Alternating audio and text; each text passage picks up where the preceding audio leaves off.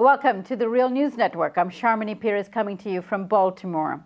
The drop charges against the former Egyptian president Hosni Mubarak represents another successful moment in the counter-revolution to Tahrir Square.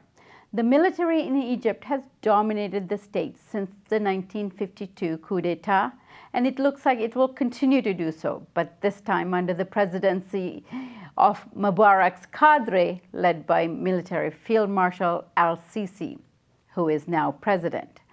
Crimes committed by state security forces against the protesters and activists, including torture, intimidation, censorship, rape, and murder, have never faced the justice system, military or otherwise. If you remember, one of the greatest targets of Tahrir Square demonstrators were the state-owned media. Well, the media remains state-owned and controlled. Not much has changed. And even the media outlets that popped up as an alternative during the Tahrir Square uprising have been vandalized by state police, and most of them shut down. The current president maintains the repressive rule of the media. The notion that military came from people and that they were defenders of the people, signs that we saw displayed early in the Tahrir Square revolution, has faded into dismal oppression.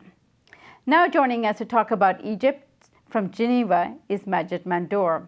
Majid is a political analyst and columnist for Open Democracy, publishing a special column on Chronicles of Arab Revolt. Thank you so much for joining us, Majid. Thank you for having me. Majid, so what's your take on the drop charges on Hosni Mubarak? As you rightly said, it is another successful action against the revolution. It is important to place this within a certain context. This is a symbol, so it's meant to send a message that the military will not reproach or will not pass judgment on its own. And tell me more about that. How do you translate this decision in terms of what the revolution was meant to achieve? Well, the revolution was meant to achieve a total rehaul of the power distribution in Egypt, meaning a decentralization of power. Economic, social, etc. However, that Mubarak went free is sending a very clear message. It's not about Mubarak, it's about the symbol, it's about the message that it's sending to the people, which is basically dividing them into the haves and the haves not. So it is basically placing the haves above the law, above accountability. But it is important to note that the law itself is corrupted, meaning it is based on a certain relations of power where the concentration of wealth, power in the hands of the military is considered to be the norm. Right, Majid, now, one of the unique things about Egypt is normally you have the state being controlled by the sort of ruling elite, usually corporations, usually the wealthy. But in this case, much of the state flexing is done through the military. Military actually control much of the economy, military investments abroad. So at this moment, and with this President Sisi, we are going to face what is essentially military rule. How does that manifest itself in Egypt? Well, it is important to note that the military in Egypt is like a corporation. Some experts say that it controls about 40% of the GDP, but nobody really knows. So basically speaking, what has been happening since the coup is that the military has been aggressively expanding its economic empire. Just for the viewers to know, all of the activities of the military are not taxed, means that 40% of the economy is tax-free. So they're producing everything from pots, pans, pastas to military equipment. And they are also one of the largest recipients of military aid from the United States. So the final coup has basically removed any sort of facade that the military was hiding behind. Let me be clear. We've been living under a military regime since 1952, but we didn't know it because ever since 1967, there has been a general trend towards hiding behind a civilian cloak. So when the people went into the streets, they thought Mubarak was the problem. That's why the military was welcomed as the protector, as you rightly said. But it took very little time to see the nature of the regime. And Majid, one of the things that we often see in the Western media, at least, is, as you said, a cloaked, representation of the state. How does the military actually control the economy in the country? Give us some details. Now, first of all, we know that the United States finances the Egyptian military to a tune of, I don't know, some $80+ million a year. At least that's what's directly in the books, and we don't know what other supports are being provided. But how does the military actually control the economic life of the Egyptians? There are a few very clear signs. For example, by law, the military is the largest land owner in the country.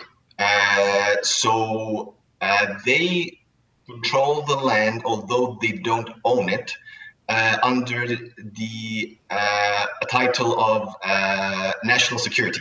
So they are the largest land owner, for example. All of the latest mega projects are involving the military. There are commercial.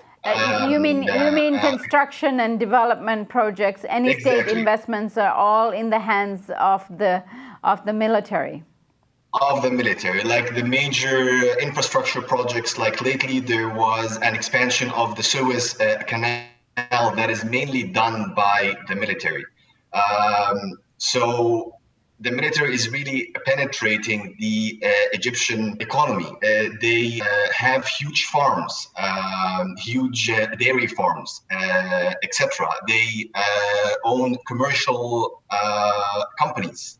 And that's what we know. As you rightly said, there's a lot that we don't know. But this is what we know.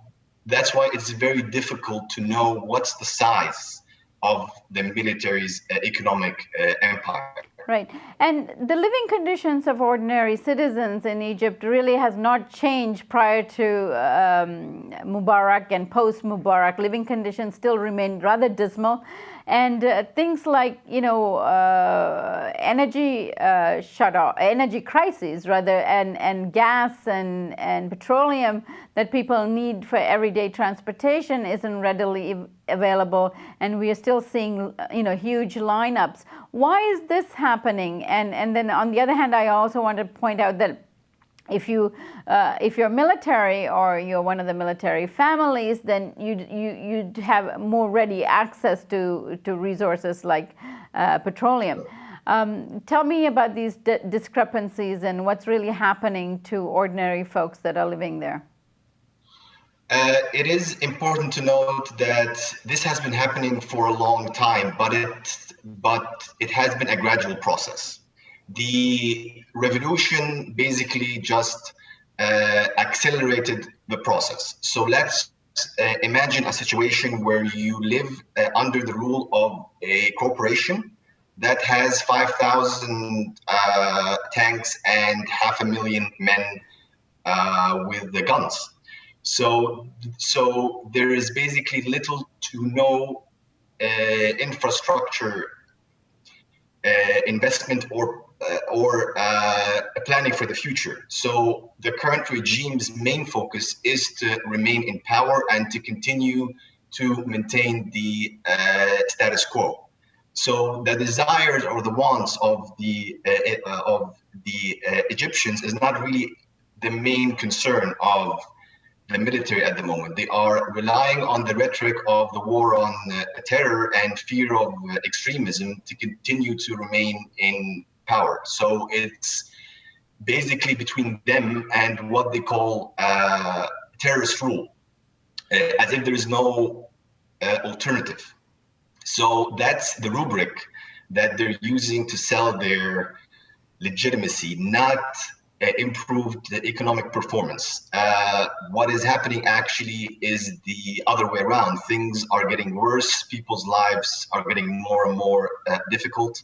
The middle class is being completely crushed. The poor are increasing.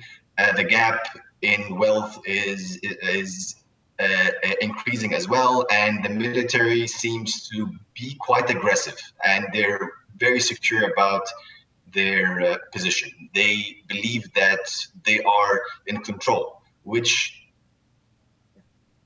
currently is not entirely false. And yet, totally disrespectful of the revolution and the changes that the people were calling for. The foreign and international support through the United States and Saudi Arabia and other countries for this military led state is still in place.